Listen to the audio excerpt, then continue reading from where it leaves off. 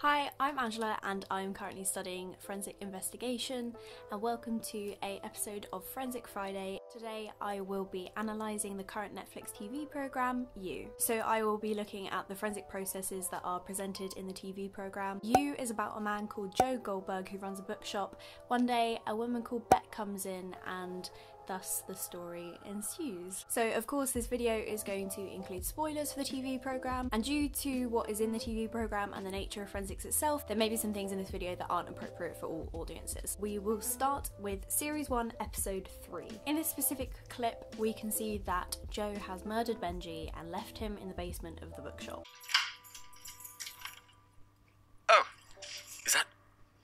So in this clip it sounds like Joe is describing what we call putrefaction. So putrefaction is the decomposition, so the bacterial and chemical breakdown of the body itself. Now we can see that the body has kind of got this green sort of colouring to it, which we would expect for 2 to 3 days after death. Now on around the 3rd day of the decomposition, we would expect the body to start to swell where the gases are being released. In a clip, Joe says, "Is that ooze?" which says to me that it's kind of the fluids escaping from the body as it decomposes. However, we can't see any swelling of the body in this clip, which suggests that it perhaps isn't in day 2 to 3 because swelling begins after day 3, so it's kind of later on after this swelling has occurred, that's when the body would start to produce these fluids that we can see. Another thing that indicates that the swelling of the body has already occurred is that when Joe is dragging it up the stairs in the bag that he's wrapped it in, we hear that horrible crunch noise, which suggests that there's parts of the body that have fallen away, and this usually occurs after the swelling. However, when looking at things like this, like the swelling and the putrefaction and the times and things, it's really difficult to use these things to determine the time of death. So everything is more or less an estimate because it can be affected by lots of different things, such as him using the air conditioning. Another thing that stood out to me is the fact that he's wrapped this body in a hessian bag. It looks like it's made up of string. And there are going to be fibres everywhere. If he drags that bag up the stairs through the shop, that kind of thing, these fibres are going to spread all the way through the basement, up the stairs, who knows where in this bookshop, because I don't know, but surely somebody must have seen him with this big hessian bag. And then of course he puts the victim in the trunk of his car. So this clip shows Joe in the forest burning the body. See, now he's accepted the call, there's going to be location information. Also accelerants like whatever he's boiling the body, and petrol and that kind of thing. I can see he's got a petrol can, which means that you could detect the accelerants at the scene. Now, as you can see in the clip, Joe is on his phone to Beck, which means that there's going to be some sort of location information that's kept, so they can track that he was at the place that the body was found. Another thing, there's lots of vegetation underfoot, there's lots of leaves, there's lots of dirt. All of this is going to be picked up by his shoes and his clothing. This can all be used to match the location of the body to him. Another thing, there are witnesses. There's people who've seen him there. They can corroborate any evidence that puts him at that scene at the time of the body being burnt. On to Episode 5. In this clip you can see that Joe hits Peach over the head with a rock. Where he's hit her, you can see that his hand is all the way around the rock, which could suggest that there might be some sort of blood spatter. Because where his fingers were, it suggests that he might have blood under his nails, for example, so if you took nail clippings, you can find DNA from Peach under his nails. When he throws that rock away, if there's going to be a crime scene around her,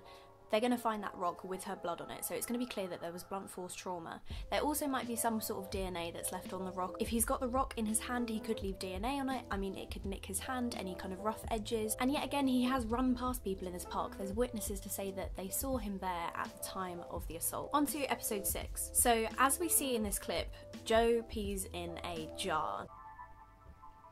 So he's going to pee in this jar, but also there's going to be fingerprints, and he's still covered in blood, so there might be bloody fingerprints, which mean that there's DNA that would put him at the scene itself. Now, when I first watched it, I knew that this was going to be the kind of evidence that they find on Joe, and at first I was questioning it because urine usually isn't a very reliable source of DNA. The DNA that's extracted from urine is usually from the urethra cells that are left in it, so it could potentially work in this case because he's obviously filled this jar with pee. It's a big sample of urine, so when the urine's filtered down and it's put through DNA extraction, it's more likely that there are going to be more urethra cells that DNA can be extracted from. Now, as we can see, when Peach and Joe are running through the house, she is shooting at him from the gun. So that bullet hit him as well, so obviously there's going to be 2 bullets fired from the gun and they're only going to be able to find 1 cartridge, which means that the other one must have hit somebody or something that they can't retrieve it from. This suggests that there isn't going to be a full cartridge of bullets, as well as leaving the used bullets kind of in the scene and surrounding areas. This could suggest to ballistics investigators that there's been some sort of foul play, because if it was a suicide, then it's unlikely that more than one bullet has been used. So the last episode, episode 10, is kind of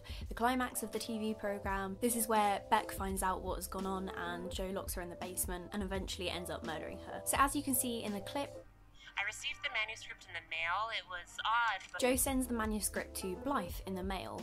So when he puts it in the box, you can see that he's written an address on the front of it, which if you were an investigator and you'd found this manuscript, you would obviously question where it had come from. You can watch my video on using ESDA equipment to detect latent handwriting, so Joe has obviously written the address on that envelope. If he lent on like a notepad or something when he wrote the envelope, you'd be able to detect that handwriting. Now this is one of the interesting parts to analyse, where they've actually set up a crime scene in TV programmes. It's interesting to look at the accuracy of how they've done it and how they've dressed people in the scene. Now we can see in this clip where they're uncovering the body. it was There also we go. most So they're in full horrifying PPE, because which is I really came good to practice. So they're in their full suits, they're wearing booties, they've got gloves on, they've got face masks on, they're kitted out to the max. The only kind of gripe I have with the scene is that there is no apparent cordoning, and with a murder, with a body on the scene kind of like this, you would want a tent over it, especially when it's in public. If you're waiting for a pathologist to come and examine the body, you would want it covered by a tent.